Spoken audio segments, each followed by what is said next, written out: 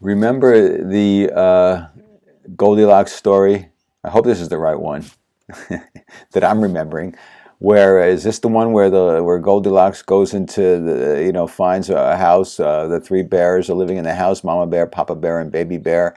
And she goes in there, and this porridge is too hot, and this porridge is too cold, and this porridge is just right, and this chair is too hot, and this chair is too big, and this chair is too little, and this chair is just right, and whatever else the story goes, I don't know. But what that made me think of was the way people think. That some people think too much, some people think too little, and some people think just right. And so I want to kind of talk to those who think too much and think too little. All right. So first of all, to those of you who think too little, who don't give enough time to thinking things through, I dare say the obvious, that that's a mistake. Now you may be brilliant, and you may, and your brilliance and your success may make you so arrogant that you think you're always right, and every impulsive thought you have makes sense and is appropriate.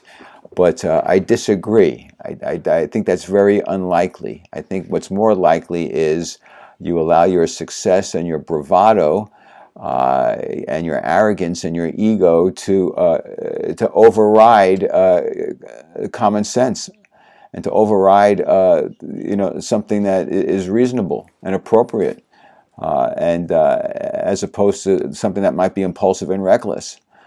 So if you tend to like immediately get a thought and then act on it, I would encourage you to think a little longer, to try to think through the consequences of the actions, to try to think of unintended consequences that might occur from your actions, to try to think, well, what your actions, the impact your actions might have on others. In a negative way, to try to think about, like, if others were to do to you what you plan to do to others, or what you plan to say to others, or what you plan to tweet to others, how would you feel if they did that to you?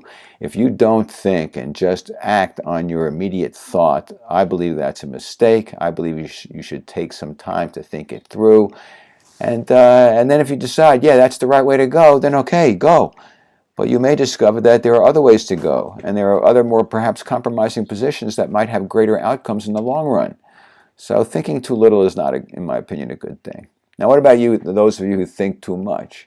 That is that you think about doing something, and then you think about, well, what if this happens, what if that happens, and what if they say this, and then they don't do that, and what if they start to not like me, or what if what if and you're running this crazy making game in your head of of overthinking, over worrying, over fearful, over insecure.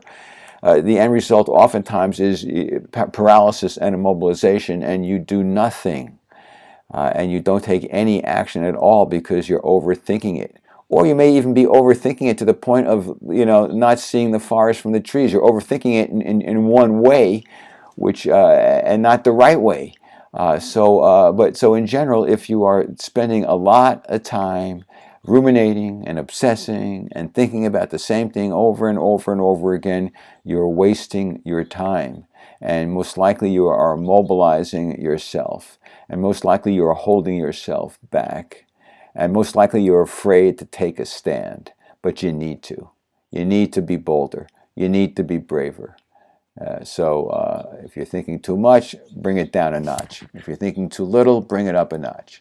If your thoughts and actions seem to be reasonable, then good for you.